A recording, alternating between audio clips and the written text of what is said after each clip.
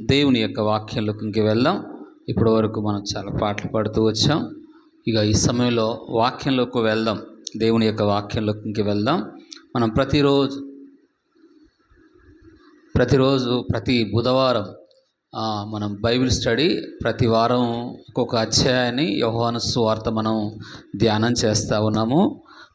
ఫోన్లోకి వచ్చిన వారికి, అలాగే మందిరంలోకి వచ్చిన వారికి, అలాగే యూట్యూబ్లో ఉన్న ప్రతి ఒక్కరికి కూడా ప్రభు అయిన యేసుక్రీస్తు నామంలో మీకు వందనాలు చెల్లిస్తూ ఉన్నాను. ఇలాగ ప్రతి వారం ఒక్కొక్క అధ్యాయాన్ని బైబిల్ స్టడీగా, అధ్యాయంలో ఎన్ని వచనాలు అయితే ఉన్నాయో ప్రతి వచనాన్ని మనం ధ్యానం చేయట్లేదు, కానీ ఒక్కొక్క మెయిన్ పాయింట్స్, అందులో ఏవైతే అవుట్లైన్ లాగా అందులో ఉన్న మెయిన్ పాయింట్స్ ఏవైతే ఉన్నాయో అవి మనం ప్రతి వారం యోహాను సువార్త మనం ధ్యానం చేస్తూ ఉన్నాం. ఇక్కడ దేవుని యొక్క వాక్యంలోకి మనం వెళ్దాం, ప్రార్థన చేసుకుందాం. పరిశుద్ధుడా, మహోన్నతుడు అయిన మా తండ్రి, మీకు వందనాలు. జీవాధిపతి అయిన మా ప్రభువా, ఈ సమయంలో వాక్యంలోకి వెళ్ళబోతుండగా మీ సన్నిధి, మీ తోడు ఉంచి మీరు మాట్లాడమని యేసుక్రీస్తు నామములో అడుగుతున్నాను తండ్రి, ఆమేన్. ఇప్పుడు మనం పాట పాడాం. ఏం పాట చెప్పండి? నిజమైన ద్రాక్షావల్లివి నీవే. కాబట్టి ద్రాక్షావల్లి, ద్రాక్ష చెట్టు ఎవరు అంటే ప్రభు అయిన యేసుక్రీస్తు వారు. ఆ మాట కూడా మనం ఈరోజు చూస్తున్నాం. యోహాను సువార్త 15వ అధ్యాయము, గత వారం 14వ అధ్యాయం మనం చూసాము. ఈ వారం యోహాను సువార్త 14వ అధ్యాయానికి మనం ఒకసారి వద్దాం. చూడండి, 15వ అధ్యాయం 1వ వచనం. 15వ అధ్యాయము 1వ వచనం. నేను నిజమైన ద్రాక్షావల్లిని, నీవు నిజమైన ద్రాక్షావల్లిని, నా తండ్రి వ్యవసాయకుడు, నాలో ఫలింపని ప్రతి తీగను ఆయన తీసి పారవేయును. ఫలించు ప్రతి తీగ మరి ఎక్కువగా దానిలోనికి పనికిరాని తీగలను తీసివేయును. ఈ మొదటి మాటలో మనం చూస్తే నేను అనే మాట యేసు ప్రభువారు యోహాను సువార్తలో ఎక్కువ సమయాలలో నేను దేవుని పేరు ఏంటి చెప్పండి? అసలు నేను. యేసు ప్రభువారు అసలుకి ఒరిజినల్ మనం బైబిల్ పాత నిబంధనలు చూస్తే మోషేతో అంటాడు దేవుడు, నేనే అంటాడు. కాబట్టి నేను ఉన్నవాడను అని మోషేతో మాట్లాడతాడు. దేవుని పేరు ఈరోజు రకరకాల పేర్లు ఆయనకున్నాయి. యెహోవా అని, యావే అని, అలాగే యెహోవాని, అలాగే యేసుక్రీస్తు ప్రభువారని, జాషువా మెస్సయ్య అని, ఇలాగ రకరకాల యేసయ్య పేర్లు కూడా పాత నిబంధనలు, కొత్త నిబంధనలు ఉన్నాయి. అయితే నిజంగా దేవుని పేరు ఏంటిదంటే నేను. ఇంకో దగ్గర ఏమంటే యేసు ప్రభు అబ్రహాము సంతానంతో నేను అబ్రహాము కంటే ముందు ఉన్నవాడను అంటాడు. నేను అనే పదము ఈ భూమి మీద ఎవరు అనడానికి అర్హత లేదు. నేను, ఇది నాది అని చాలాసార్లు మన ఇల్లు గురించో, కుటుంబాన్ని గురించో మనం మాట్లాడుతూ ఉంటాం. కానీ నేను అనే పదము ఎవరు అర్హులు అంటే దానికి ఎవరు చెప్పండి? దేవుడే. నేను అనే పదము యుగ యుగాలు ఆయన ఉండే దేవుడుగా ఉంటాడు. కాబట్టి నేను నిజమైన ద్రాక్షావల్లిని, మీరు తీగలు అని, నాలో ఫలింపని ప్రతి తీగ పారవేయబడుతుందని మేము జ్ఞానపురంలో ఉన్నప్పుడు ఆ ఊరిలో నాకు పెళ్ళి కాకముందు చాలా ఇంటి ముందు కానీ ఇంటి వెనక కానీ మాకు ద్రాక్ష తోటలు ఉండేవి. ఆ ద్రాక్ష తోటలు ఎండాకాలం వచ్చేకాలం మంచిగా పంట బాగా, ఆ రోజుల్లో ద్రాక్ష పండ్లు బాగా తినేవాళ్ళు మంచిగా. ఆ ఊరిలో ఎక్కువ ద్రాక్ష తోటలు ఉండేవి. ఇప్పుడు మాత్రం ఒక్క తోటలు కూడా కనబడతలేదు. నేను 30 సంవత్సరాల క్రితం చెప్తున్నాను. 30 సంవత్సరాల క్రితం ద్రాక్ష తోటలు ఆ ఊరిలో చాలా ఉండేవి. చాలా మా ఇంటి ముందు, ఇంటి వెనక ఆ పొలాలన్నీ కూడా ద్రాక్ష తోటలే ఉండేవి. ఇప్పుడు కంపెనీలు అయినాయి అక్కడ, అలాగే ఇండ్లు అయినాయి. ఈరోజు అక్కడ పరిస్థితి అలాగున్నాయి. కాబట్టి ఆ ద్రాక్ష తోటలో మంచిగా సంవత్సరానికి ఒకసారి ఆ చెట్లకి ఫలాలు, అంగూరు గ్రేప్స్ మనం అంటుంటాం కదా, వస్తూ ఉంటాయి. ఆ ద్రాక్ష చెట్టుకి తీగలు ఉంటేనే అది చాలా పచ్చగా, అది చాలా అల్లకపోద్ది. ఈ తీగల మీద చాలా ఎక్కువగా అల్లకపోద్ది. ఎప్పుడు అల్లకపోద్ది అంటే, దేంతో అల్లకపోద్ది అంటే ఆ చెట్టుకి ఆ తీగలు లేకపోతే, ఆ తీగ తీసి పడేసాం అనుకో ఏమవుతుంది చెప్పండి? అది ఎండిపోతుంది. అలాగే చెట్టుకు ఆ తీగలు ఉన్నప్పుడే అది ఎంత పొడుగైనా, ఎంత విధానమైనా అది బాగా ఫలిస్తూ ఉంటుంది. అలాగే యేసు ప్రభువారు ద్రాక్ష చెట్టుగాను, ద్రాక్ష వల్లిగా ఆయన పోల్చుకున్నాడు. మనమేమో తీగలం అనగా విశ్వాసులు తీగలతో పోల్చాడు యేసు ప్రభువారు. కాబట్టి మన జీవితం, మన జీవము, ఫలము అన్నీ కూడా ఆయన నుంచే వస్తాయి అని దేవుని యొక్క వాక్యం సెలవిస్తుంది. కాబట్టి చెట్టుకు వేరై ఉండి మనం ఏమీ చేయలేం. కానీ ఒకవేళ చెట్టు నుంచి ఆ కొమ్మ తీసేసింది అనుకోండి, ఆ చెట్టు ఏమైపోద్ది? అది ఎండిపోతుంది. అలాగే మనం బైబిల్లో మనం చూస్తే యేసు ప్రభు పాత నిబంధనలు 80వ కీర్తన ఒకసారి రండి, 8, 9 వచనాలు మనం చదువుదాం. 80వ కీర్తన 8వ వచనం, 9వ వచనం. పాత నిబంధనలో కూడా ద్రాక్ష తోట నేనే అంటాడు దేవుడు పాత నిబంధనలో కూడా. చూడండి 80వ కీర్తన 8వ వచనం, 9వ వచనం. నీవు ఐగుప్తులో నుండి ఒక ద్రాక్షావళిని తెచ్చి తిని అన్ని జనులను వెళ్ళగొట్టి దానిని నేను నాటాను అంటాడు. ఇక్కడ చూడండి, ఐగుప్తు అనగా ఆ రోజుల్లో ఐగుప్తులో దేవుని ఇశ్రాయేలు ప్రజలు, ఆ యాకోబు సంతానం యోసేపు ద్వారా ఐగుప్తులో దాదాపు చాలా వందల సంవత్సరాలు, 400 సంవత్సరాలు పైన ఐగుప్తులో ఉన్నారు ఇశ్రాయేలు ప్రజలు. యోసేపు కరువు కాలంలో ఉన్నప్పుడు, యోసేపు ఆ దేశానికి ప్రధానమంత్రిగా ఉన్నప్పుడు యాకోబు సంతానం 12 గోత్రాలు ఐగుప్తులో ఉంటారు. ఈ ఐగుప్తులో ఉన్న గోత్రాలన్నీ కూడా 400 సంవత్సరాల తర్వాత నేను ఐగుప్తులో నుండి తీసుకొచ్చిన, ఎక్కడ తీసుకొచ్చినట్టే చెప్పండి? ఐగుప్తులో నుండి ఒక ద్రాక్షవల్లిని తెచ్చి తిని అంటాడు. ఇక్కడ చూడండి, ఐగుప్తులోంచి ఎవరు తీసుకొచ్చాడు దేవుడు అంటే ఇశ్రాయేలు జనాంగం, లక్షల ప్రజలను దేవుడు యేసు ప్రభువారు పాత నిబంధనలు మనం చూస్తే తీసుకొని వచ్చినట్టుగా లేఖనాలు ఉంటాయి. అలాగే యెషయా గ్రంథం 5వ అధ్యాయం 1-2 వచనాల్లో కూడా మనం చూస్తే యెహోవా దేవుడే ఆ ద్రాక్షవల్లిగా, ద్రాక్ష తోటకు యజమానుడుగా ఉంటాడు. యెషయా గ్రంథము 5వ అధ్యాయం 1-2 వచనాలు. 5వ అధ్యాయం యెషయా గ్రంథము 5వ అధ్యాయం 1-2 వచనాల్లో. నా ప్రియుని గురించి పాటను వినుడి.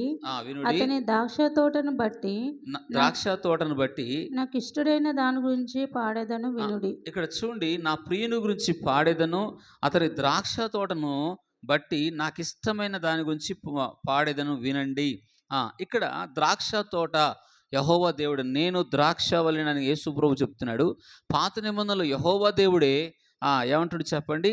ఏమంటాడు? ద్రాక్ష తోట అని నాకు ఇష్టమైన దాని గురించి పాడతాడు. ఇక్కడ ద్రాక్ష తోట యజమానుడు ఎవరంటే యెహోవా దేవుడే.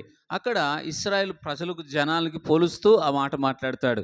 కొత్త నిబంధనలో కూడా యేసు ప్రభువు వారు ఈ విధంగానే మాట్లాడతాడు. దీనికి అర్థం ఏంటిదంటే, ఇప్పుడు మనం యోహాను సువార్తలో మనం చూస్తే వ్యక్తిగతంగా మనం ఏం నేర్చుకోవాలంటే, ఇందులో బైబిల్ మనం వ్యక్తిగతంగా యేసుతో సంబంధం లేకపోతే మన మందిరానికి వస్తుండొచ్చు, సంఘానికి వస్తుండొచ్చు, మంచి పాటలు పాడుతుండొచ్చు, ప్రభుకు దేవునికి ఇస్తుండొచ్చు కూడా. కానీ వ్యక్తిగతంగా యేసుతో మనకు సంబంధం లేకపోతే, ఒక ద్రాక్ష తోటతో మనకు సంబంధం, ఆ తోటతో తీగల సంబంధం లేకపోతాయో, ఎలాగైతే ఎండిపోతాయో, అలాగే యేసయ్యతో నీకు వ్యక్తిగత రిలేషన్షిప్, వ్యక్తిగత సంబంధం, దేవునితో వ్యక్తిగతంగా ప్రార్థన జీవితం కానీ, దేవునితో వాక్యంతో కానీ, వాక్యాన్ని మనం ధ్యానం చేయాలి. ఆ వాక్యం మన హృదయంలో ఉండాలి. కాబట్టి ఈ వాక్యం నీలో ఉన్నప్పుడు ఆ వాక్యం ఏం చేస్తుందంటే ఫలింపజేస్తుందని బైబిల్ చెప్తుంది. క్రీస్తు వాక్యం మీ హృదయాల్లో నివాసం ఉండని అని అంటాడు కొలస్సీ పత్రికలో. కాబట్టి క్రీస్తుతో మనకు సంబంధం ఎక్కడ కుదురుతుందంటే, వాక్యము నీ హృదయంలో ఉండాలి, నీ మనస్సులో ఉండాలి, నీ జీవితంలో ఉండాలి. కాబట్టి వాక్యం మనలో ఉన్నప్పుడు మనం బాగా ఫలిస్తామని దేవుని యొక్క వాక్యము మనకు సెలవిస్తుంది. మొదటి మాట మనం చూస్తే, యేసుకు వేరుగా ఉండి మనం ఏమీ చేయలేము, యేసుకు వేరుగా ఉండి మనం ఫలించలేమంటాడు. అంటే వ్యక్తిగత జీవితం మనం యేసుతో ఉండకపోతే, వ్యక్తిగతంగా దేవునితో మంచి సంబంధం లేకపోతే, సహవాసం లేకపోతే, యేసయ్యతో ఎవరైతే సహవాసం ఉంటారో వ్యక్తిగతంగా, వారు బాగా ఫలిస్తారు. మీకు బైబిల్లో ఒక ఉదాహరణ చూపిస్తాను. అతను అక్కడ ద్రాక్ష తోట కనబడదు, కానీ ఒక ఎండిపోయిన కర్ర దేవుని ప్రత్యక్ష గుడారంలోకి తీసుకొని వస్తుంది. 12 కర్రలు ప్రత్యక్ష గుడారంలోకి ఒక నైట్ తీసుకొని వస్తారు. దేవుడు అంటాడు, నేను ఏ కర్రనైతే ఎన్నుకుంటానో ఆ కర్ర, సంఖ్యాకాండం 12వ అధ్యాయంలో మనం చూస్తే ఆ కర్ర ఒక్క కర్రే చిగురిస్తుంది, దానికి కాయలు పూస్తాయి. ఒకే రాత్రి అది ఎండిపోయిన కర్ర, జీవము లేని కర్ర. 12 గోత్రాల్లో అహరోను కర్ర కూడా అక్కడ ఉండదు. 17వ అధ్యాయంలో మనం చూస్తే సంఖ్యాకాండంలో అక్కడ 12 కర్రలు ఎండిపోయినట్టుగా దేవుని మందిరానికి వెళ్ళాయి, కానీ ఒక కర్ర ఒక రాత్రే అది చిగురింపజేస్తుంది. దేవుని వాక్యం సెలవిస్తుందంటే, ఎంత ఎండిపోయిన జీవితాలను కూడా ఆయన చిగురింపజేస్తాడు అని. మందిరం అనగా దేవుని సన్నిధిలో ఎవరైతే వ్యక్తిగత సహవాసం ఉంటారో, ఆ 12 గోత్రాలు ప్రజల మధ్యలో ఉన్నారు కానీ ఎవరు ఈయన పేరు చెప్పండి, లేవి గోత్రం ఎవరు చెప్పండి? అహరోను దేవునితో వ్యక్తిగత సంబంధం ఉంది, దేవునితో సహవాసం ఉంది. అహరోను దేవునికి చాలా దగ్గరగా ఉండే సంబంధం అహరోను వంశానికి ఉంది. కాబట్టి ఈ అహరోను కర్రను బాగా ఎందుకు చిగురించింది, కాయలు పూసాయి. కాబట్టి అది ఎండిపోయిన కర్ర అయినా దేవుని సన్నిధిలో ఎవరైతే ఉంటారో వారి జీవితాలు చిగురించబడతాయి, వారి కుటుంబాలు చిగురించబడతాయి. యేసన్న ఒక పాట పాడారు, మోడు వారిన జీవితాలను కూడా ఆయన ఏం చేస్తాడు, చిగురింపజేస్తాడు. అది ఎంత ఎండిపోవచ్చు, ఇంకా జీవితం ఇంకా పనికిరాదు అనుకోవచ్చు, ఇంకా పనికిరాదు, ఈ జీవితం పాడైపోయింది అనుకోవచ్చు, ఎవడు బాగు చేయాలనుకోవచ్చు. కానీ యేసుతో ఎవరైతే వ్యక్తిగత సంబంధం కలిగి ఉంటుందో వారి జీవితాలు అది ఎంత ఎండిపోయినా, అలాగే పాడైపోయినా, ఇంకేం నా జీవితం అయిపోయింది అనుకున్న వారిని కూడా దేవుడు మరలా చిగురింపజేస్తాడు. నేను ఒక సాక్ష్యం విన్నాను. ఏ సాక్ష్యం విన్నానంటే, అతను భయంకరమైన త్రాగుడుబోతు, అన్ని అలవాట్లు కలిగినవాడు. అతను లోకానుసారంగా ఉన్నప్పుడు చాలా చెడిపోయిన అలవాట్లు ఉంటుండేవాడు. అంత తాగుబోతున్న అతన్ని యేసుక్రీస్తు ప్రభు వారు నమ్ముకున్నాక అతను చిగురింపజేసి, దేవుడు యేసు ప్రభు నమ్ముకోకముందు నేను మతం మారలేదు, కులం మారలేదు, కానీ నేను నా జీవితం మార్చాడు యేసు ప్రభు అంటాడు. ఎప్పుడు మారాడంటే, అతను ఒకప్పుడు దేనికి పనికి రానివాడు, దేనికి అసలు ఉపయోగపడని వ్యక్తి. అలాంటి ఉపయోగపడని వ్యక్తిని కూడా, పాడైపోయిన జీవితాన్ని కూడా యేసుకు దగ్గరగా వస్తే, యేసుతో సహవాసం కలిగి ఉంటే, అట్లా పాడైపోయిన జీవితాన్ని కూడా యేసయ్య బాగు చేశాడు. ఆయన సాక్ష్యం చెప్పాడు. కాబట్టి మొదటి మాట, యేసుతో ఎవరు తీగలుగా ఉండగలుగుతారో, యేసుకు వ్యక్తిగత సహవాసం ఉంటారో నీ జీవితం ఎండిపోవచ్చు, నీ కుటుంబం ఎండిపోవచ్చు, నీ ఉద్యోగం ఏ పరిస్థితులు ఉన్నా కానీ దేవుడు మరలా దాన్ని ఏం చేస్తాడంటే చిగురింపజేస్తాడు. అందుకే మోడు బారిన జీవితాలను ఆయన చిగురింపజేస్తాడు. ద్రాక్షవల్లి ఆయన, మనమంతా తీగలం. ద్రాక్ష తోటతో మనం అంటుకట్టబడితేనే ఆ తీగలు బహుగా ఫలిస్తాయి. ఆయనకు వేరుగా ఉండి మనం ఏమీ చేయలేమని వాక్యం సెలవిస్తుంది. మొదటి మాట, మనం ఫలించాలి, తీగలుగా వ్యాపించాలంటే ఎవరితో సహవాసం ఉండాలి? యేసుతో మనం సహవాసం ఉండాలి, మొదటి మాట. రెండో మాట, వాక్యం చేత మనల్ని శుద్ధి చేస్తుంది. రెండో మాట, వాక్యమే మానవుని జీవితం పతనమైపోయిన జీవితాన్ని, పాడైపోయిన జీవితాన్ని, ఇంకా పనికిరాదనుకున్న జీవితాన్ని కూడా బాగు చేయగలుగుతుంది. ఎలాగంటే, ఒకరోజు ఒక దైవజనుడు, ఈరోజు మేము సేవకుల కూడికి వెళ్ళాను. సేవకుల కూడికి వెళ్తే అక్కడ వాక్యం చెప్తా ఉన్నాడు దైవజనుడు. ఆ సంఘంలో 2 భార్యలు కలిగిన ఒక భర్తకి 2 భార్యలు కూడా వాక్యం వింటా ఉన్నారంట. వాక్యం వింటున్న ఆమె, రెండో ఆమె కూడా, మొదట ఆమె వచ్చింది, రెండో ఆమె కూడా, 2 దేవుని మందిరానికి వచ్చారంట. 2 దేవుని వాక్యం వింటున్నారంట. వాక్యం వినే అయిపోయేకల్లా ఆమెకున్న ఆ భర్తతో ఉన్న సంబంధాన్ని, నేను చేసింది పొరపాటే, నేను చేసింది తప్పే, ఆమె మొదటి భార్య, నేను రెండో భార్యగా ఆయనకు అయ్యాను, నా అక్రమ సంబంధాన్ని ఈ వాక్యం ఈరోజు నన్ను దర్శించింది, నా జీవితాన్ని మార్చింది, ఈ రోజు నుంచి ఆయనతో ఆ సంబంధాన్ని నేను వదిలేస్తాను అన్నదంట ఆమె. ఏం మార్చిందామని? ఏం మార్చింది చెప్పండి? వాక్యం ఎంత చెడిపోయిన వారిని కూడా, ఎంత పాపంలో ఉన్న వారిని కూడా, చూడండి ఆ 3వ వచనం, యోహాను సువార్త 15వ అధ్యాయం 3వ వచనంలో అంటాడు, ఎలాంటి పాపంలో ఉన్న వ్యక్తిని కూడా మార్చే శక్తి దేవుని యొక్క వాక్యానికి ఉన్నది. చూడండి యోహాను సువార్త 15:3వ వచనం, నేను మీతో చెప్పిన మాటను బట్టి మీరు ఇప్పుడు పవిత్రులై ఉన్నారు. మీరు పవిత్రులై ఉన్నారు. నా యందు నిలిచి ఉండుడి. నా యందు నిలిచి ఉండండి. మీ యందు నేను మీ యందు నిలిచి ఉంటాను. తీగ ద్రాక్షవల్లిలో నిలిచి ఈ 3వ వచనం మనం చూస్తే ముఖ్యంగా, నేను మీతో చెప్పినది ఏమనగా, మాటను బట్టి మీరు ఏమై ఉన్నారంట? పవిత్రులు. ఎవరిని పవిత్రపరిచింది? యేసు ప్రభు వారితో ఉన్న శిష్యులందరూ కూడా వారు పవిత్రులయ్యడానికి గల కారణం ఏంటంటే, యేసయ్య వాక్యం వారి హృదయంలోకి వెళ్ళింది, శిష్యుల జీవితాల్లోకి వెళ్ళింది, వారి ప్రవర్తనలోకి, వారి ఆలోచనలకు వాక్యం ఎప్పుడైతే వెళ్ళిందో, ఆ వాక్యము వారి ఆలోచనలను, వారి హృదయాల్లోనూ ఎప్పుడైతే పనిచేస్తుందో, ఆ వాక్యం ఏం చేసిందంటే వారి జీవితాలను మార్చే శక్తి ఉంది. హల్లెలూయా. బైబిల్లో ఒక వ్యక్తిని మనం చూస్తాం, మన ఆలోచనని, మన స్థితిని, మన బ్రతుకును మార్చే శక్తి. బైబిల్లో మనం ఒక ఉదాహరణ చూస్తే, యేసయ్య ఒక్క మాట చెప్పాడు, అతని జీవితం టోటల్గా మారిపోయింది, అతని అలవాట్లు మారిపోయింది, అతను ఎవరికి మోసం చేశాడో, ఎవరికి అన్యాయంగా దోచుకున్నాడో, అయ్యా ఒక్క మాట చెప్పాడు. యేసు ప్రభు ఏమన్నాడు? ఆ చెట్టు దిగిరా జక్కయ్య అన్నాడు. ఆ చెట్టు దిగచ్చలయ్యా. ఇప్పుడు వెంటనే ఏమన్నాడంటే, జక్కయ్య, అయ్యా నేను ఎవరితో దోచుకున్నానో 4 అంతలు వాడికి ఇచ్చేస్తాడు. చూడండి లూకా సువార్తలో, అంత ఆ ఊరిలో చాలా చెడ్డవాడు, చాలా పాడైపోయిన వాడు. అలాంటి వ్యక్తి యేసయ్య ఒకటే మాట చెప్పాడు, జక్కయ్య నువ్వు దిగిరా.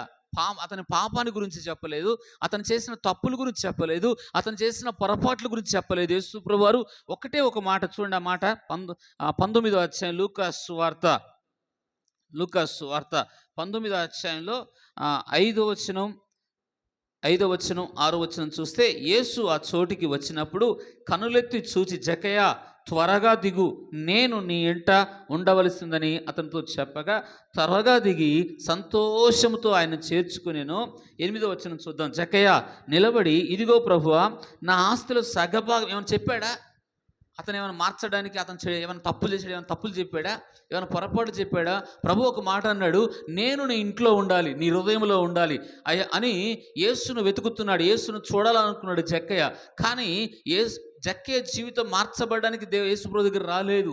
కానీ వాక్యం సెలవిస్తుంది, జక్కయ్య ఒకే ఒక్క మాట ప్రభు అన్నాడు, జక్కయ్య నేను నీ ఇంట్లో ఉండాలయ్యా, నీ ఇంట్లో నేను రావాలని కోరుకుంటున్నాను అన్నప్పుడు వెంటనే ఆయనకు అర్థమైందంటే, జక్కయ్య అని పేరు ఎప్పుడైతే పిలిచాడో నా జీవిత విధానం అంతా ఆయనకు తెలుసు, నేను ఎలాగ బ్రతుకుతున్నానో తెలుసు, ఎలాగ అన్యాయంగా దోచుకుంటున్నానో తెలుసు, ఎవరికి కీడు చేస్తున్నానో, ఎవరి ఆస్తులను ఎంతగా అన్యాయంగా సొమ్ము తీసుకుంటున్నానో, లంచగొండి తీసుకుంటున్నా, అన్నీ జక్కయ్యకి అర్థమైపోయింది.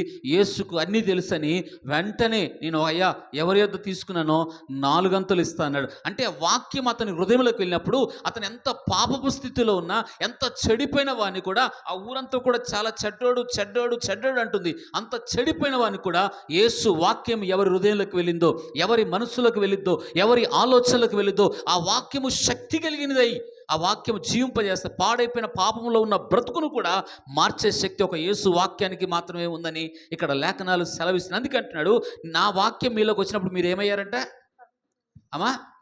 యోహాను సువార్త 15:3 వచ్చి మనం చదివాం కదా. యోహాను సువార్త 15:3 అంటుంది, అక్కడ ఏమంటుంది? నా వాక్యము వినుట వలన ఏమయ్యారంట? మళ్ళొకసారి చదువు, వాక్యం చదువా. నేను మీతో చెప్పిన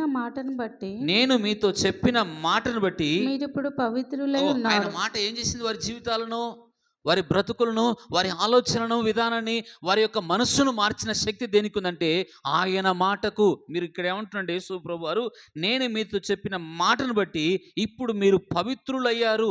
ఎలాగ పవిత్రపరిచాడు? వాళ్ళంతా కూడా జాలరులు, వాళ్ళంతా కూడా చేపలు పట్టేవారు, అందులో ఒక లేవీయుడు కూడా ఉన్నాడు. కాబట్టి ఇలాగ అన్ని రకాల ప్రజలు యేసుతో ఉన్నారు. ప్రభు అంటాడు, ఇక్కడ వారిని అంతగా పవిత్రపరిచింది ఏంటంటే చెప్పండి, వారిని యేసయ్య ఒక మాట.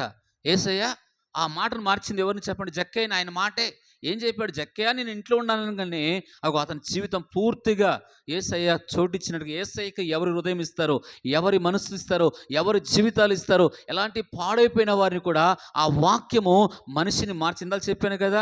ఆ అక్రమ సంబంధంగా ఉన్న ఆమెను కూడా, పాపములో ఉన్న ఆమె జీవితాన్ని కూడా, అయ్యా పాస్టర్ గారు ఈరోజు దేవుడు నాతో మాట్లాడు, నేను అక్రమంగా నా భర్తకున్నాను, వాళ్ళ అక్కకు అక్క చెప్పిన నేను తప్పు చేశాను, ఇక్కడ నుంచి ఆయనతో నేను ఉండనని అక్రమ సంబంధాన్ని వదిలేసిందంట ఎప్పుడైతే వాక్యం విన్నదో. ఈరోజు మన జీవితాల్లో వాక్యము చెడిపోయిన వాళ్ళని, పాడైపోయిన వాళ్ళని, అపవిత్రతలో ఉన్న వారిని, అక్రమ సంబంధాల్లో ఉన్న వారిని, అన్యాయాలుగా దోచుకుంటున్న వారిని కూడా వాక్యము మార్చే శక్తి ఉంది.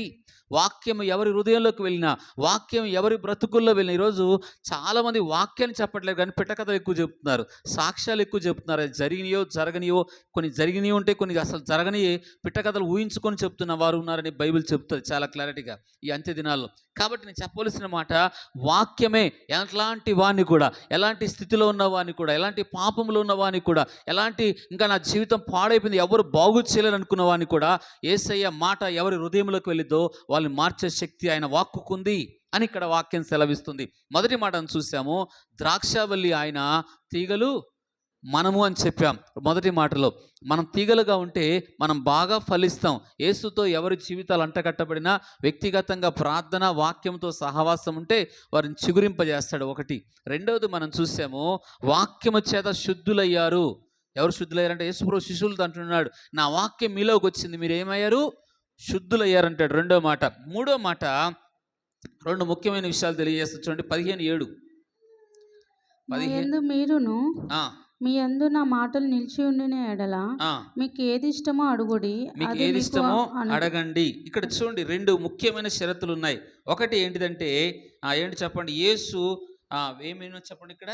నా మాటలు, నా యందు మీరును మీ యందు నా మాటలు నిలిచి ఉన్న ఎడల మీకు ఏది ఇష్టమో అడగండి అంటాడు. ఇక్కడ వాక్యం మనలో నిలిచి ఉంటే ఈ 2 విషయాల గురించి మన ఆలోచన దేవుని చిత్తానికి అనుకూలంగా మారతాయి. దేవుని చిత్తానికి మనకిష్టమైన చాలా ఉన్నాయి ఈ లోకంలో. మనకిష్టమైన చాలా మనకు ఉద్దేశాలు, మన ఆలోచనలు, మన కోరికలు చాలా ఉన్నాయి. కానీ వాక్యం నీ హృదయంలో పనిచేస్తుంది ఏంటంటే దేవుని ఆలోచనకు లోబడేటట్టుగా చేస్తుంది, దేవుని చిత్తానికి లోబడేటట్టుగా చేస్తుంది. వాక్యం ఎటువంటిదంటే మీరు అక్కడ ప్రభు ఏమన్నాడు చెప్పండి, 7వ వచనంలో ఏమన్నాడు, నా యందును మీరును మీ యందు నా మాటలు నిలిచి ఉండి, అంటే ఆయన మాటలు ఎవరి హృదయంలో ఉంటాయో, ఎవరి జీవితాల్లో ఉంటాయో ఇందులో బ్రతుకు మార్చింది. అవునా కదా? వారి ఆలోచన మార్చింది, వారి ప్రవర్తన మార్చింది. ఆ ప్రవర్తన మారినోళ్ళు వారికి ఇష్టమైన అడగరు, దేవుని చిత్తానికి అనుకూలమైనవి అడుగుతారు, దేవునికి ఇష్టమైన అడుగుతారు. మనం అడుగండి, ప్రభు అన్నాడు కొత్త నిబంధనలో, మీకు అడుగుడి తీయబడును, తట్టుడి, అడుగుడి మీకు ఇవ్వబడును, తట్టుడి మీకు తీయబడును అంటాడు. మత్తయి సువార్తలో మాటలు ఉన్నాయి. కాబట్టి అడిగిన వారికి ఇస్తాడు, వాస్తవమే. ప్రభు ఖచ్చితంగా ఇస్తాడు.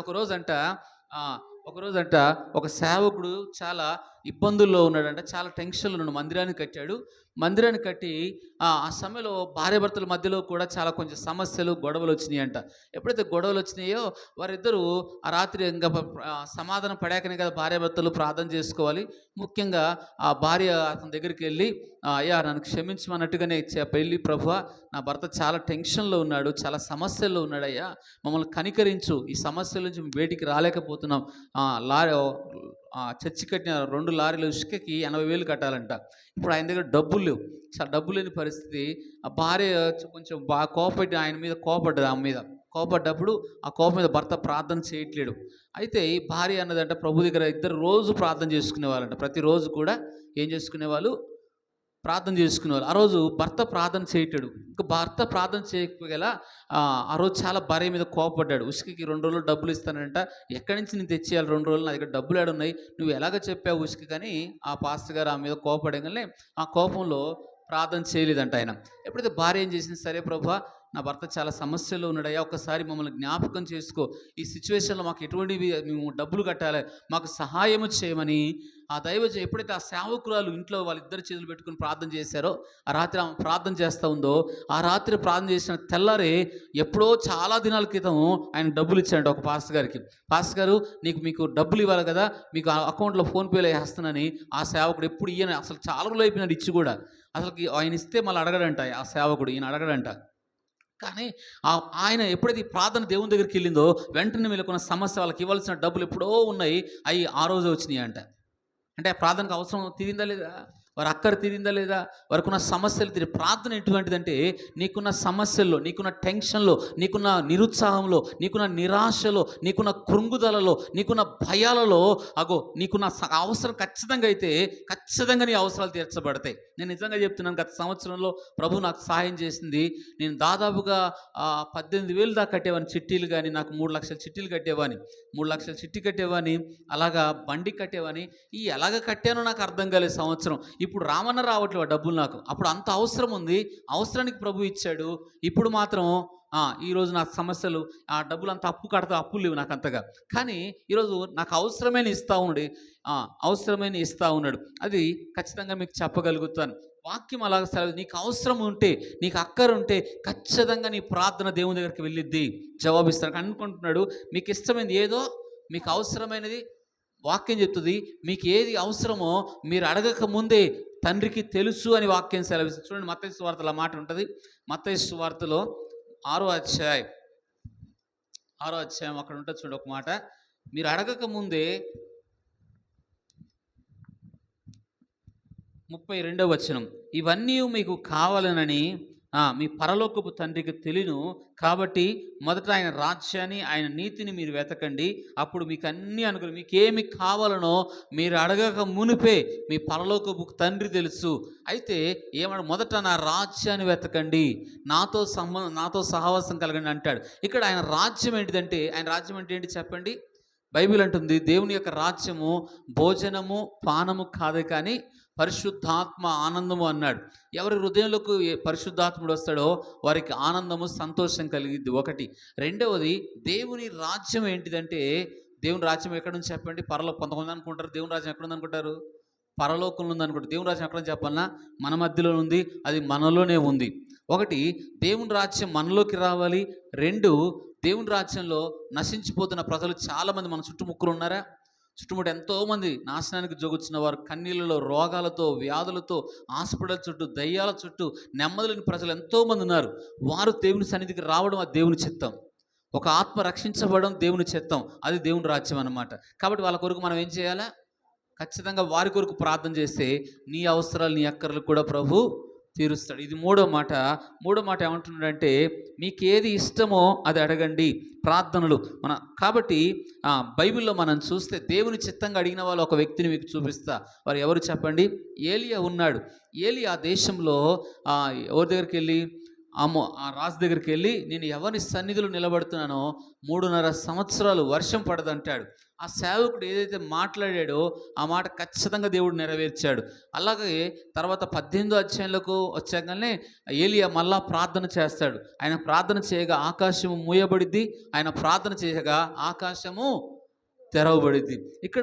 అక్కడ 3.5 సంవత్సరాలు మేము మొన్న చెప్పాను అనుకుంటా మీకు. ఏం చెప్పండి? అష్షూరు దేవతలు ప్రవక్తలు ఎవరు?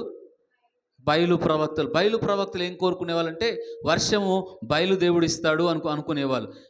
ఈ అష్షూరు దేవు ప్రవక్తలు అనుకునే వాళ్ళంటే మాకు సంతానం ఇస్తుంది అని వాళ్ళు నమ్మేవాళ్ళు. ఈ రెండింటిని సంతానము, గర్భఫలము యెహోవా ఇచ్చే బహుమానము అన్నాడు ఒకటి. రెండోది మనం చూస్తే వర్షం బయలుదేవత ఏదు 3.5 సంవత్సరాలు దేవుడైన యెహోవా ఇస్తాడని ఏలియా రుజువు చేశాడు. అంటే ప్రార్థన మూసివేసింది, ప్రార్థనే ఆకాశము తెరిసింది. అంటే నీతిమంతుడు ప్రార్థన చేయగా ఏమైనా చెప్పండి, బహుబలంగా ఏలియా ప్రార్థన చేసినప్పుడు మూయబడిన ద్వారాలు దేవుడు ఏం చేశాడు? తెరిచాడు. కాబట్టి ఇక్కడ మనం చూడగలుగుతాం, ప్రార్థన గొప్ప కార్యాలు చేయగలిగే శక్తి ప్రార్థనకుందని మనం దేవుని యొక్క వాక్యం సెలవిస్తుంది. మూడో మాట ఏం చెప్తుందంటే, మనకేది అవసరమో, అక్కర కొరతలు, నీకున్న అవసరాలన్నీ కూడా తీర్చే శక్తి వాక్యానికి ఉంది. ఎందుకంటే నా జీవితంలో చాలాసార్లు ప్రభు అలాగే చేశాడు. నా అక్కర్లు, అవసరాలకు ఖచ్చితంగా ఆ వారం ఇచ్చేవాడు, ఆ నెలలు ఇచ్చేవాడు. ఎన్నోసార్లు ప్రభు ఇలాగ నాకు సహాయం చేస్తూ వచ్చాడు. నాకు చేసిన దేవుడే మీకు కూడా ఆ విధంగా జరిగించునుగాక. మీకున్న అవసరాలు, మీకున్న అక్కర్లు, మీకున్న కొరతలు దేవుడే ఆశీర్వదించునుగాక. ఇది మూడో మాటలో మనం చూస్తాం. మీకు ఏది ఇష్టమో నన్ను అడగండి అడగమని చెప్పాడు కదా, అడగాలి. ఇది మూడో మాట. నాలుగో మాట, మనల్ని వాక్యము విధేయత ద్వారా ప్రేమ నిలుచుట. చూడండి, యోహాను సువార్త 15:10 నేను నా తండ్రి ఆజ్ఞలు గైకొని ఆయన ప్రేమ యందు నిలిచిన ప్రకారము మీరును నా ఆజ్ఞలు గైకొని ఎడల నా ప్రేమ యందు నిలిచి ఉందురు. నా ప్రేమ యందు నిలిచి ఉందురు. 10వ నేను తండ్రి ఆజ్ఞలు గైకొని ఆయన ప్రేమ యందు నిలిచిన ప్రకారము మీరు నా ఆజ్ఞలు గైకొని ఎడల నా ప్రేమ యందు నిలిచి ఉందురు అనే మాట 10వ మనం చూస్తే వాక్యానికి విధేయత ద్వారా దేవుని ప్రేమించినట్టు గుర్తుగా ఉంటుంది. మనం దేవుని ప్రేమిస్తున్నాం, మనం పాటలు పాడతాం, ప్రేమించేదా యేసురాజైన పాట పాడతాం, ప్రేమించదని పాటలు పాడతాం.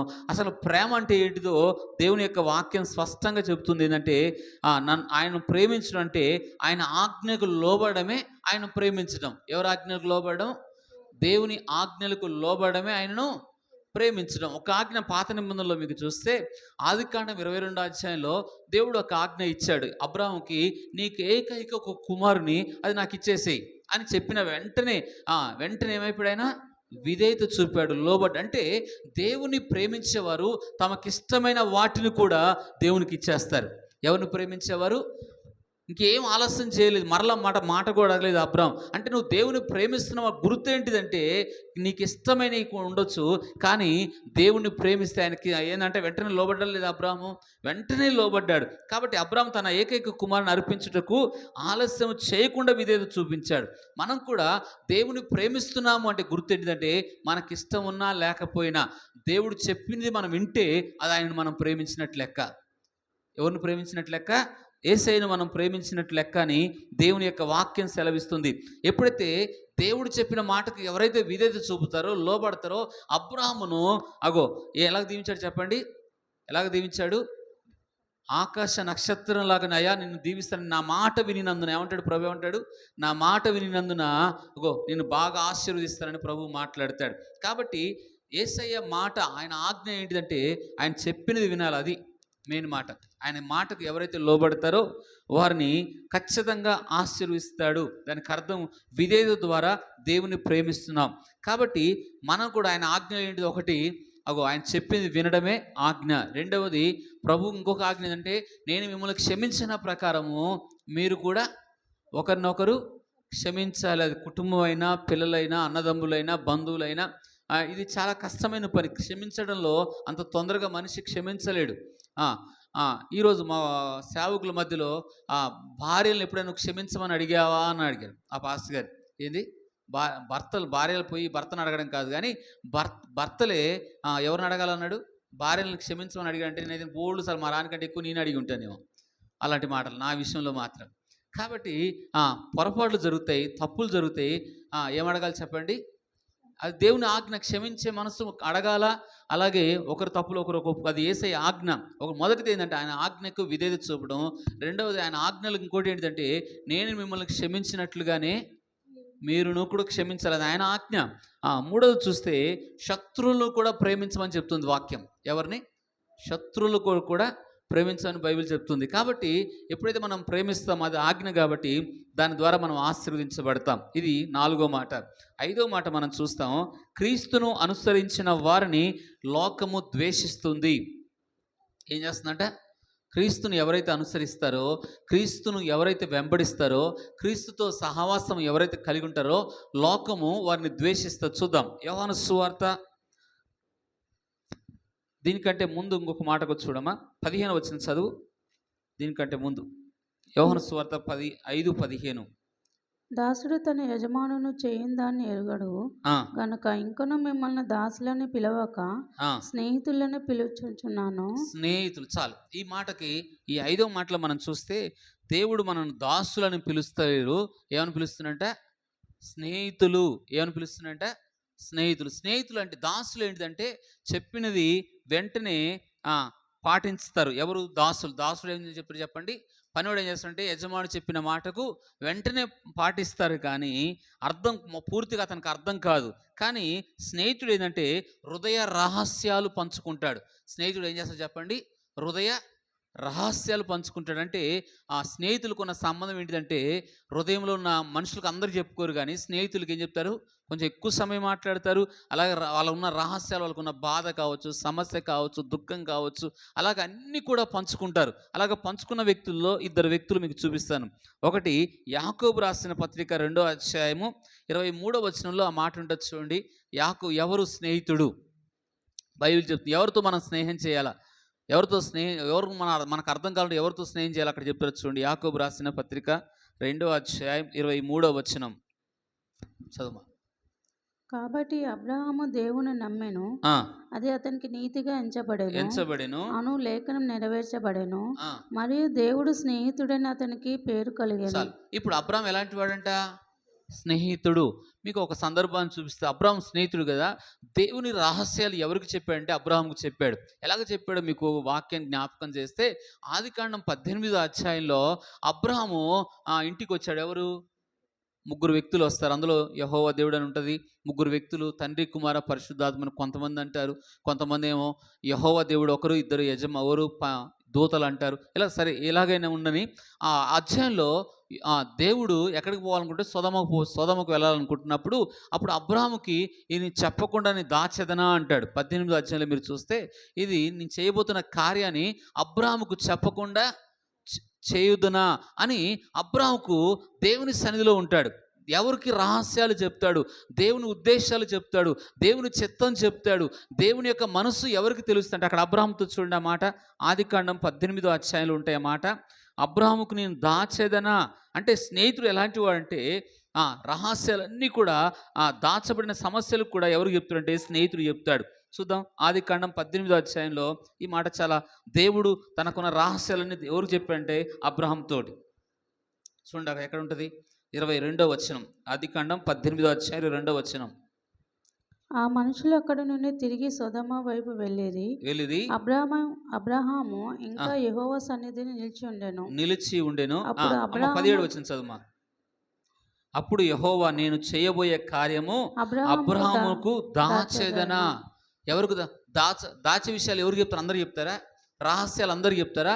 సీక్రెట్లు అందరు చెప్తారా? ఎవరు చెప్తారు? ఎవరినైతే ఎక్కువగా నమ్ముతామో, ఎవరైతే బాగా మంచి ఫ్రెండ్షిప్ ఉంటారో వారికి ఏం చేస్తారు చెప్పండి? రహస్యాలన్నీ చెప్తాడు. అంటే దేవుని యొక్క రహస్యాలు, దేవుని యొక్క చిత్తము, దేవుని యొక్క మనస్సు, దేవుని హృదయంలో ఏవేవైతే ఉన్నాయో ఎవరు చెప్తున్నాడు? అబ్రాహాం ఎలాంటి వాడంట? స్నేహితుడు. దేవుని మనస్సు నీకు అర్థం కావాలంటే, దేవుని చిత్తం నీకు అర్థం కావాలంటే, దేవుని ఉద్దేశాలు ఎవరైతే ఉంటారంటే, ఇక్కడే అబ్రాహాము యెహోవా సన్నిధిలో ఇంకా ఉన్నాడని బైబిల్ చెప్తుంది. దేవుని సన్నిధిలో ఎవరైతే గడుపుతారో, దేవునితో వ్యక్తిగత సహవాసం ఎవరైతే ఉంటారో వారు యేసయ్యకు ఫ్రెండ్షిప్, స్నేహితులు అవుతున్నారు. ఎవరవుతున్నారు? అబ్రాహాం ఏమంటున్నాడు?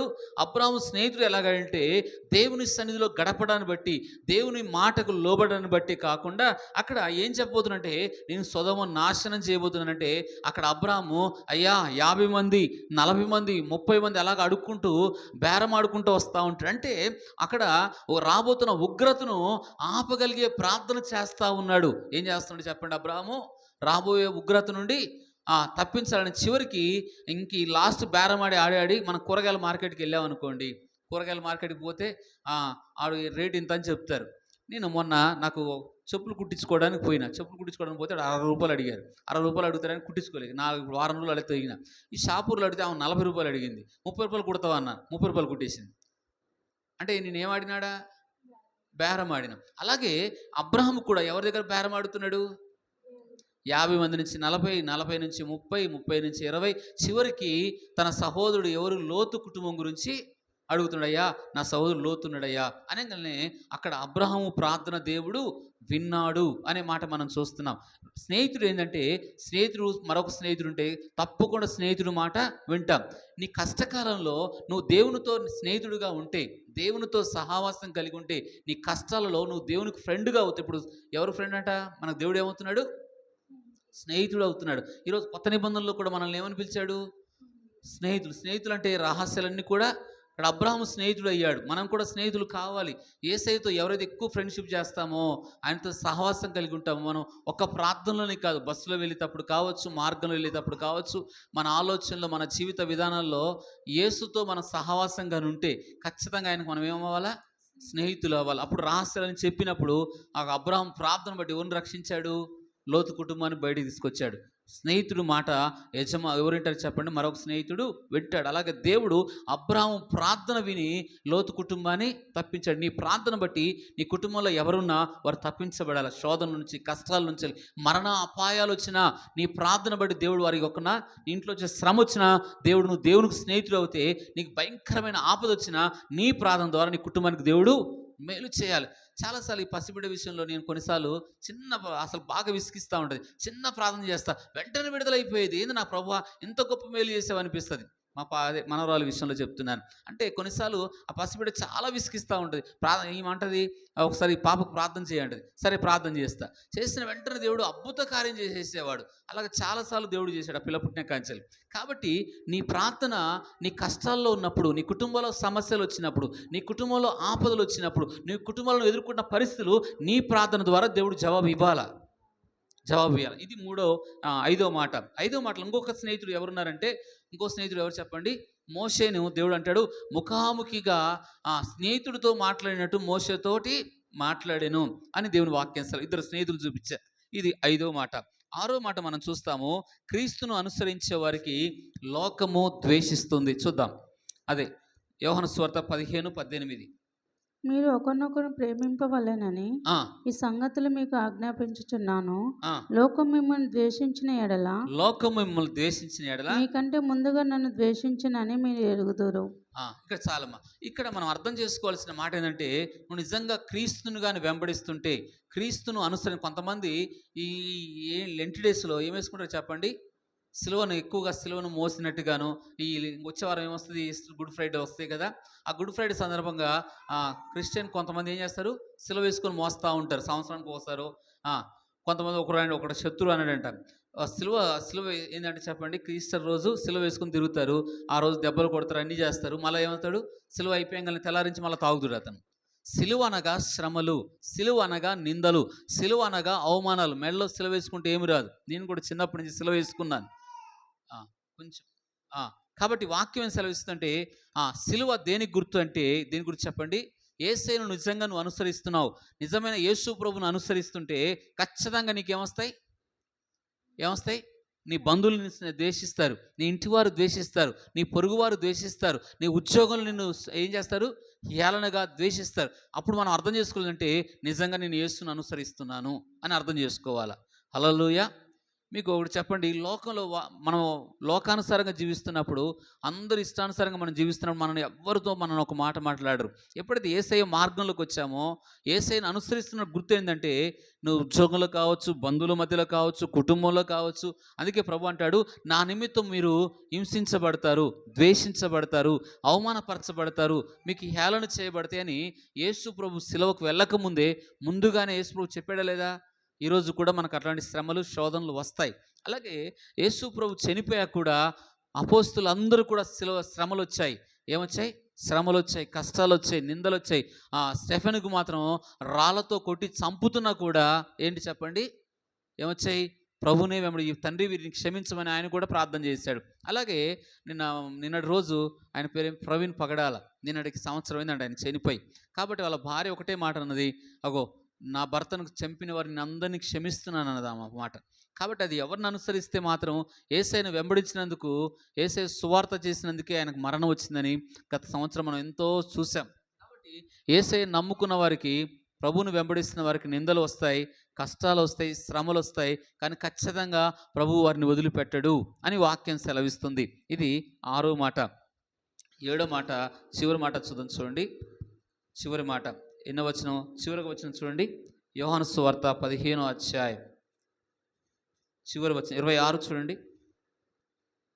తండ్రి యొద్ద నుండి మీ యొద్దకు నేను పంపబోవు ఆదరణకర్త అనగా తండ్రి యొద్ద నుండి బయలుదేరి సత్యస్వరూపైన ఆత్మ వచ్చినప్పుడు ఆయన మీ గురించి సాక్ష్యం ఇచ్చును.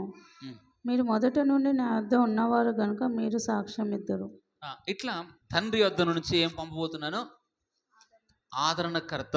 ఈ ఆదరణకర్త ఎలాంటివి అంటే, పరిశుద్ధాత్ముడు మనకు చేసే ప్రతి విశ్వాసికి వారితో ఉంటాడు, వారిలో ఉంటాడు, వారితోడే సహవాసం చేస్తాడు. పరిశుద్ధాత్ముడు ఏం చేస్తాడంటే ధైర్యాన్ని ఇస్తాడు. ఏం చేస్తాడు చెప్పండి? ధైర్యాన్ని ఇస్తాడు. ఏం చేస్తాడు చెప్పండి? మొదటగా పరిశుద్ధాత్మ మనకు ఏం చేస్తాడంటే ధైర్యాన్ని ఇస్తాడు. ఒంటరి పరిస్థితుల్లో నేను నీతో కూడా ఉన్నాను అంటాడు. అలాగే మనం బాధలో ఉన్నప్పుడు, దుఃఖంలో ఉన్నప్పుడు, సహాయం చేసేవారు మనకు లేనప్పుడు, కృంగిపోయినప్పుడు, నిరాశలో ఉన్నప్పుడు పరిశుద్ధాత్ముడు నీకు సహాయకుడుగా ఉంటాడని బైబిల్ చెప్తా ఉంది. కాబట్టి మనం ఏం పొందుకోవాలి చెప్పండి? పరిశుద్ధాత్మ చేత మీరు నింపబడాలి అని వాక్యం సెలవిస్తుంది. పరిశుద్ధాత్మ నింపుకుంటే ఏమొస్తుందంటే, ఆయన పరిశుద్ధాత్మ నింపబడిన వారి ద్వారా అద్భుతాలు జరుగుతాయి, సూచక్రియలు జరుగుతాయి. అలాగే బైబిల్ ఏం చెప్తుందంటే, నా కొరకు సాక్షులుగా ఉంటారని బైబిల్ చెప్తుంది. ఎవరు ఉంటారంట? పేతురు. అంతకుముందు మనం చూస్తే పేతురు పారిపోయిన వాడే. పేతురు దేవుని కొరకు 3 సార్లు ఆయన ఎవరో ఆయన బొంకిన వాడే. కానీ పరిశుద్ధాత్మతో నింపబడాక ఆయన ఎలాగ సాక్ష్యం ఇస్తాడో చూడండి. అపోస్తల కార్యం ఎన్నో అధ్యాయం చెప్పండి? అపోస్తల కార్యం 3వ అధ్యాయం ఒకసారి రండి.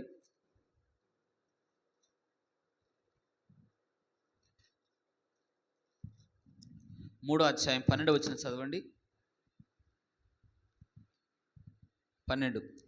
పేతురు దీనిని చూసి ప్రజలతో ఇట్లా నేను, ఇశ్రాయేలులారా, మీరు విని విషయమై ఎందుకు ఆశ్చర్యపడుచున్నారు?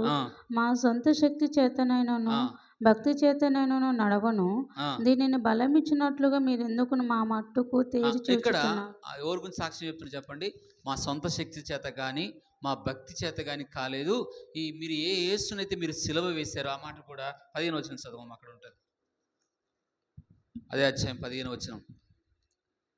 మీరు జీవాధిపతిని చంపితిరి గాని దేవుడు ఆయనను మృతుల నుండి లేపెను, అందుకు మేము సాక్షులము. ఒకప్పుడు సాక్షిగా ఉన్నాడా? పరిశుద్ధాత్మ పొందుకోమని సాక్షిగా ఉన్నాడా? ఇప్పుడు ఆయన చంపింది ఎవరు? మీరే ఆయనను చంపారని ఖచ్చితంగా చెప్తున్నాడు పేతురు.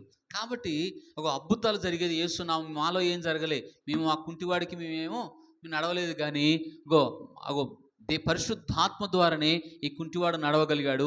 మా శక్తి ద్వారా కాలేదు. అంటే పరిశుద్ధాత్మతో నింపబడిన వ్యక్తి ద్వారా ఏంటంటే అద్భుతాలు జరుగుతాయి, సూచక్రియలు జరుగుతాయి, మహత్కార్యాలు జరుగుతాయి, దయ్యాలు పోతాయి. అలాగే పరిశుద్ధాత్మతో నింపబడితే ముఖ్య కారణం ఏంటంటే, భయం పడుతున్న స్థలాల్లో కూడా నువ్వు ధైర్యంగా ఉంటావు. ఎక్కడైతే నువ్వు అదే భయపడుతున్నావో, ఎక్కడైతే నిలవలేకపోతున్నావో, ఏ స్థలంలో అయితే నువ్వు పారిపోవాలనుకున్నావు అదే స్థలంలో పేతురు నిలబడ్డాడు. కాబట్టి చెప్పవలసిన మాట ఏంటంటే, నువ్వు సాక్షిగా ఉంటావు. ఎలాగుంటావు? సాక్షిగా. 7 మాటలు చెప్పాను. ముగింపులోకి వచ్చాను. మొదటి మాట, ద్రాక్షవల్లి నేను, తీగలు మీరు. యేసుతో మనం అంటుకట్టబడాలి. వ్యక్తిగతంగా యేసుతో సంబంధం కలిగి ఉన్నప్పుడే మనము బలంగా ఉంటాం. ఎలా ఉంటాం చెప్పండి? చాలా బలంగా, ఆత్మీయంగా ఎదగలుగుతాం. వ్యక్తిగతంగా నీకు, నాకు యేసుతో సహవాసం ఉండాలి. అప్పుడే మనం ఆత్మీయంగా బలంగా ఉంటాం.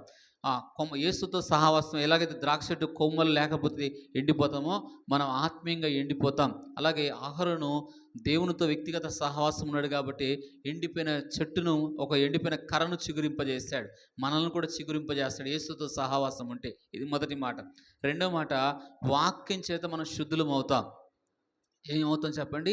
వాక్యం నిజంగా నీలో పనిచేస్తున్న గుర్తు ఏంటిదంటే, నీ జీవితాన్ని, నీ ఆలోచనని, నీ పాత అలవాట్లను పూర్తిగా మార్చే శక్తి దేనికి ఉందంటే చెప్పండి? వాక్యానికి ఉంది. అందులో జక్కయ్య మీకు ఉదాహరణ చూపించాను. ఎప్పుడైతే యేసయ్య మాట మాట్లాడాడు వెంటనే జక్కయ్య మారిపోయాడు. ఈరోజు కూడా వాక్యం ఎటువంటి చెడ్డవారిని కూడా మారుస్తుంది. రెండో మాట. మూడో మాట చూస్తాం. 2 ముఖ్యమైన విషయాలు మనం చూస్తాం. ఏంటంటే, నాలో నిలిచి ఉండండి. వాక్యం ఎవరి హృదయాల్లో నిలిచి ఉంటుందో, ఎవరి మనసులో ఉంటుందో, ఎవరి జీవితాలు వారి వాక్యం ద్వారా మార్చుకుంటారో, వారికి సమస్యలు ఉన్నప్పుడు, వారికి దుఃఖంలో ఉన్నప్పుడు, వారి కష్టాలు ఉన్నప్పుడు దేవుడు వారికి ఖచ్చితంగా వారి ప్రార్థన వింటాడు. వారి అవసరాలు తీరుస్తాడు, వారి కొరతలు తీరుస్తాడు, వారి సమస్యలు కూడా తీరుస్తాడు. ఈ మూడో మాటలో. నాలుగో మాట మనం చూసాం. వాక్యానికి మనం ప్రేమిస్తున్నటువంటి గుర్తు ఏంటిదంటే, విధేయులు అవ్వాలి. వాక్యానికి అబ్రహాం విధేయుడయ్యాడు. అబ్రహాం చెప్పిన వెంటనే తన ఏకైక కుమారుని తీసుకొని, దేవుని ప్రేమించాడు కాబట్టి ఆ మాటకు లోబడి వెంటనే విధేయత చూపి బలి అర్పించడానికి కూడా సిద్ధమయ్యాడు. అంటే వాక్యం నీలో పనిచేస్తున్న గుర్తు ఏంటి? నువ్వు దేవుని ప్రేమిస్తున్న గుర్తు ఏంటంటే, వాక్యానికి పూర్తిగా నువ్వు లోబడాలి. లోబడినప్పుడు నువ్వు దేవుని ప్రేమిస్తున్నట్టు గుర్తుగా ఉంది. అక్కడ ఆలస్యమైన దేవుడు కార్యం చేశాడు. కాబట్టి దేవుని ప్రేమిస్తున్నామంటే మనం ఆశీర్వదించబడాలి, దీవించబడాలి. అంటే ఒకటి, ఆయన ఆజ్ఞ, ఆయన మాటకు లోబడాలి. రెండవది, మనం క్షమించాలి. అలాగే శత్రువులను కూడా ప్రేమించాలని బైబిల్ చెప్తుంది. ఇది నాలుగో మాట. ఐదో మాట మనం చూసాము. మనం ఆయన ఆజ్ఞలకు లోబడితే, ఆయన ఆజ్ఞ అనుసరిస్తే ఆయనకు మనం ఏమవుతూ ఉంటామంటే స్నేహితులం అవుతున్నాం. అబ్రహాం స్నేహితుడు అయ్యాడు, మోషే స్నేహితుడు అయ్యాడని బైబిల్ చెప్తుంది. ఆరో మాట, యేసును మనం అనుసరిస్తున్నాం కాబట్టి లోకంలో మనకు శ్రమలు కలుగుతాయి, లోకంలో మనకి కష్టాలు వస్తాయని బైబిల్ చెప్తుంది. ఇది ఆరో మాట. ఏడో మాట, పరిశుద్ధాత్ముడు మనకు సహాయకుడిగా ఉంటాడు, మనకు స్నేహితుడిగా ఉంటాడు. అలాగే సహాయం చేయడం కాకుండా ప్రభు కొరకు సాక్షులుగా ఉంటాం. దేవుడి కొద్ది మాటలు దీవించునుగాక. ప్రార్థన చేసుకుందాం. మమ్మల్ని ఎంతగానో ప్రేమిస్తున్న మా ప్రియ పరలోకపు తండ్రి, పరిశుద్ధుడైన దేవ, వాక్యం ఎవరు హృదయాన్ని దర్శిస్తుంది అన్నాడు. చక్కని హృదయం దర్శించినప్పుడు నీ మాట అతని పాత జీవితం అంతా మార్చేసింది అయ్యా. వాక్యమే మానవ జీవితాన్ని మారుస్తుంది నాయన. వాక్యం విన్నప్పుడు వారి హృదయాల్లో మార్చు అయ్యా, శుద్ధులు అవుతారని వాక్యం సెలవిస్తుంది ఆయన. వాక్యం ఎవరి హృదయాల్లోకి వెళ్ళినా అన్నాడు శిష్యులు నీ వాక్యం విన్నప్పుడు ప్రభువా వెంటనే వారిలో నాయన అయ్యా శుద్ధులయ్యారని వాక్యం సెలవిస్తుండగా, అయ్యా నీతో మేము అంటుకట్టబడడానికి, నీతో ఫలించడానికి, నీ వాక్యమాలో నిలిచి ఉండడానికి సహాయం చేయి ప్రభువా. దేవా అయ్యాస్తో మా ప్రార్థనలు మీరు ఆలకిస్తారని వాక్యము సెలవిస్తుంది. అలాగే తండ్రి మీకు వందనాలు. మీరు నాయన మీకు వందనని, వాక్యానికి విధేయులు అవ్వాలని, వాక్యానికి మేము లోబడాలని వాక్యం సెలవిస్తుంది నాయన. అలాగే ప్రభా లోకంలో మేము ఉన్నాం కాబట్టి మాకు క్రీస్తుని వెంబడిస్తే శ్రమలు వస్తాయని కూడా వాక్యం సెలవిస్తుంది తండ్రి. అలాగే పరిశుద్ధాత్మతో నింపబడ్డప్పుడు సాక్షులుగా ఉంటామని వాక్యం సెలవిస్తుండగా, ఇతబడిన వాక్యం నీ ప్రజల హృదయాలు నాటి ఫలింపు దయచేసి మహిమ పొందుకోమని యేసుక్రీస్తు నామములో అడుగుతున్నాను తండ్రి. మనమా యెహోవాను సన్నతించుము.